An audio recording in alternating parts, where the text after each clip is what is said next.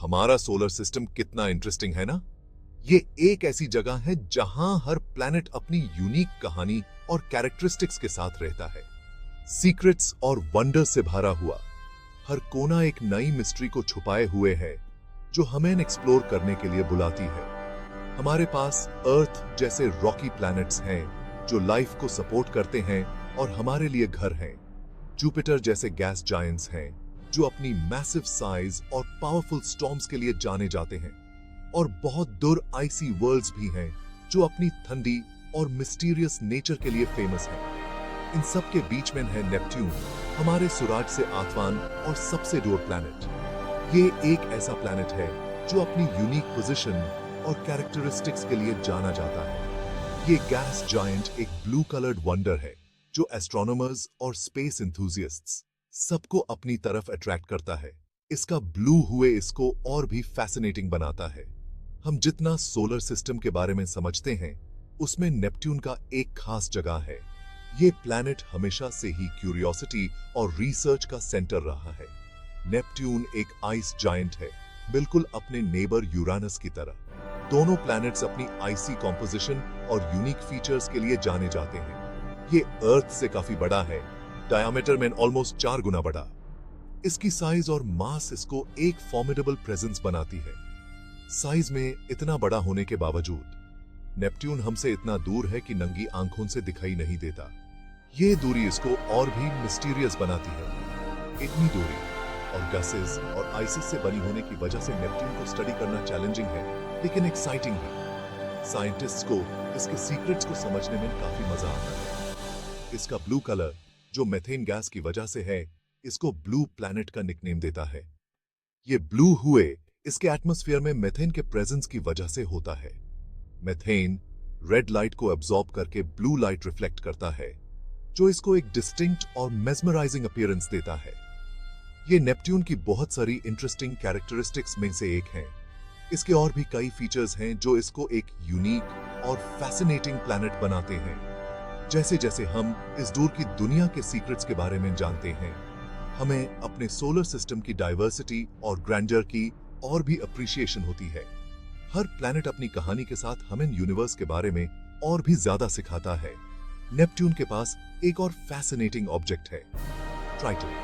ये नेपट्यून का सबसे बड़ा उपग्रह है और ये अपने प्लैनेट के विपरीत दिशा में परिक्रमा करता है, जो इसे और भी यूनिक बनाता है। ट्राइटन सोलर सिस्टम का एकमात्र बड़ा उपग्रह है जो अपने प्लैनेट के विपरीत दिशा में घूमता है। ये रेट्रोग्रेड ऑर्बिट इसके ओरिजिन और एवोल्यूशन के बारे में कई सवाल उठाता है। ट्राइटन का सरफेस आइसी और रगेड है, जो इसके जियोलॉजिकली एक्टिव होने का इंडिकेशन देता है। ये भी एक रीजन है जो साइंटिस्ट्स को इसके बारे में और ज्यादा जानने के लिए इंस्पायर करता है। नेपट्यून और ट्राइटन का रिलेशनशिप एक फैसिनेटिंग स्टडी का सब्जेक्ट है। ये दोनों मिलकर हमें सोलर सिस्टम के कॉम्प्लेक्स डायनामिक्स के बारे में और भी ज्यादा सिखाते हैं। दोनों नेपट्यून की डिस्कवरी साइंस की पावर और ऑब्जर्वेशन का एक एग्जाम्पल है। ये एक ऐसा मोमेंट था जो हमेशा के लिए एस्ट्रोनॉमी की दुनिया को बदल कर रख दिया। दूसरे प्लैनेट्स जो डायरेक्ट ऑब्जर्वेशन से डिस्कवर हुए, उनके अनलाइक नेपट्यून का एग्जिस्टेंस पहले मैथमेटिकली डिड्यूस किया गया था। ये एक ऐसा तरीका था जो पहले कभी नहीं देखा गया था। 19th सेंचुरी की शुरुआत में एस्ट्रोनॉमर्स ने यूरेनस, जो कि सूरज से 7वां प्लैनेट है, उसकी ऑर्बिट में कुछ इरेगुलरिटीज देखी। ये इरेगुलरिटीज इतनी सिग्निफिकेंट थी कि इन्होंने साइंटिस्ट्स को सोचने पर मजबूर कर दिया। इन इरेगुलरिटीज से ये अंदाजा लगाया गया कि कोई अननोन सेलेस्टियल बॉडी अपनी ग्रेविटी से यूरेनस को प्रभावित कर रहा है। ये एक ऐसा क्लू था जो साइंटिस्ट्स को आगे बढ़ने के लिए इंस्पायर किया। फ्रांस में उर्बेन लेवेरिये और इंग्लैंड में जॉन काउच एडम्स, ये दोनों मैथमेटिशियंस ने अलग अलग इस हिपोथेटिकल प्लैनेट की लोकेशन कैलकुलेट करी। ये दोनों अपने अपने देश में इस प्रॉब्लम को सोल्व करने में लागे हुए थे, लेकिन लेवेरिये ने बर्लिन ऑब्जर्वेटोरी में जोहान गले को कांटेक्ट किया। यह एक ऐसा स्टेप था जो डिस्कवरी के लिए क्रूशियल साबित हुआ। हमने अपने असिस्टेंट हाइनरिच लुई डारेस्ट के साथ अपने टेलीस्कोप को प्रिडिक्टेड कोऑर्डिनेट्स भी पॉइंट किया। यह एक ऐसा मोमेंट था जो हिस्ट्री में लिखा गया और द 23rd of September 1846 को हमने यूएसएस ब्लू प्लैनेट को देखा, बिल्कुल जैसा लेवेरियर ने प्रिडिक्ट किया था, 1 डिग्री के डिफरेंस के साथ। यह एक साइंटिफिक ट्रायम्फ था। इस डिस्कवरी ने साइंटिफिक कम्युनिटी को हैरान कर दिया। ये एक ऐसा मोमेंट था जो सबको सोचने पर मजबूर कर गया। इसने न सिर्फ न्यूटन के लॉ ऑफ यूनिवर्सल ग्रेविटेशन को प्रूव किया, बल्कि यह भी दिखाया कि मैथमेटिकल प्रेडिक्शंस कितनी पावरफुल हो सकती हैं, बल्कि एस्ट्रोनॉमी की प्रेडिक्टिव पावर को भी दिखाया। ये एक ऐसा मोमेंट था जो फ्यूचर डिस्कवरीज के लिए रास्ता बनाया। नेपट्यून की डिस्कवरी एक बहुत इंपॉर्टेंट मोमेंट था, जिससे हम सोलर सिस्टम और उसको गवर्न करने वाली फोर्सेस के बारे में और जान पाए।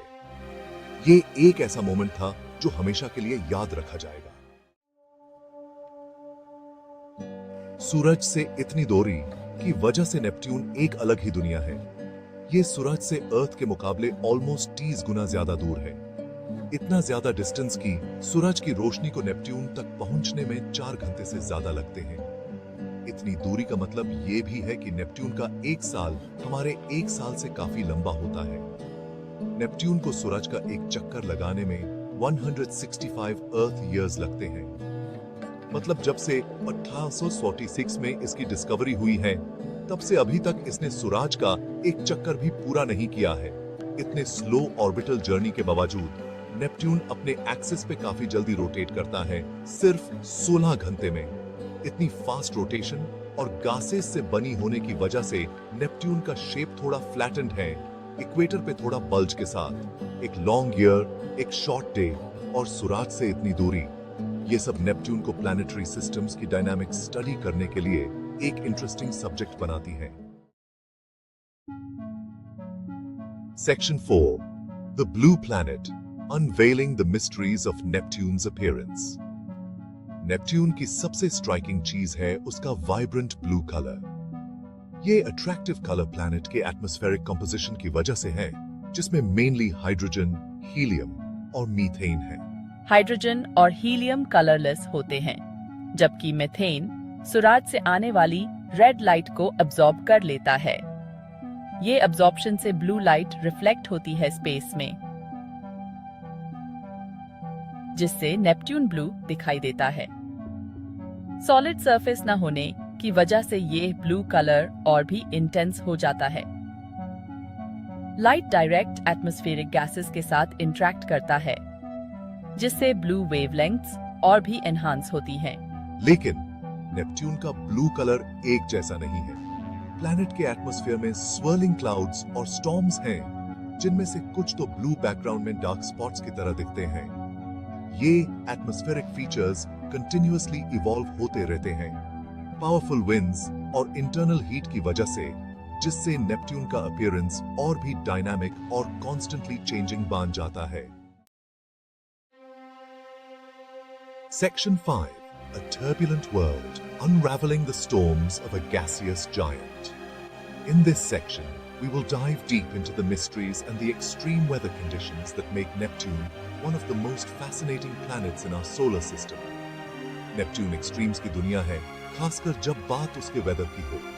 यहाँ के वेदर पैटर्न्स इतने अनप्रेडिक्टेबल और वायलेंट हैं कि ये हमेशा साइंटिस्ट्स के लिए एक रिसर्च का सब्जेक्ट रहे हैं।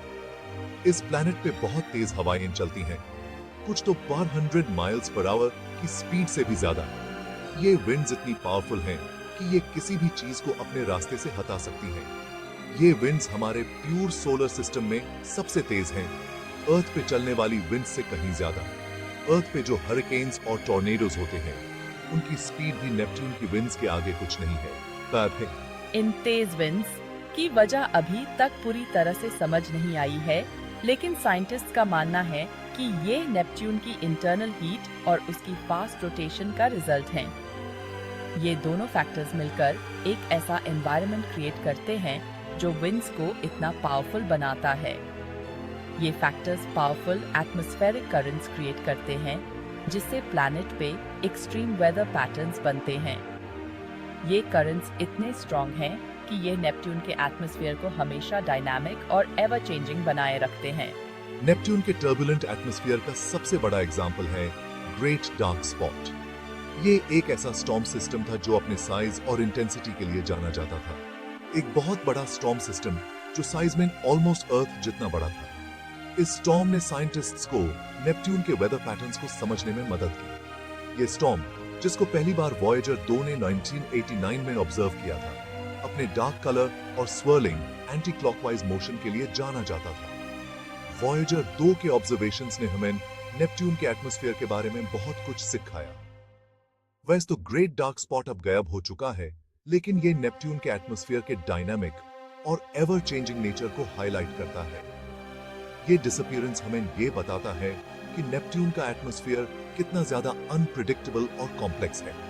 ये एक्सट्रीम वेदर पैटर्न्स जो पावरफुल फोर्सेस की वजह से आते हैं, नेपट्यून को प्लैनेटरी एटमॉस्फेयर्स की स्टडी के लिए एक इंटरेस्टिंग सब्जेक्ट बनाते हैं। साइंटिस्ट्स को ये समझने में मदद मिलती है कि कैसे डिफरेंट फैक्टर्स मिलकर एक प्लैनेट के वेदर को शेप करते हैं।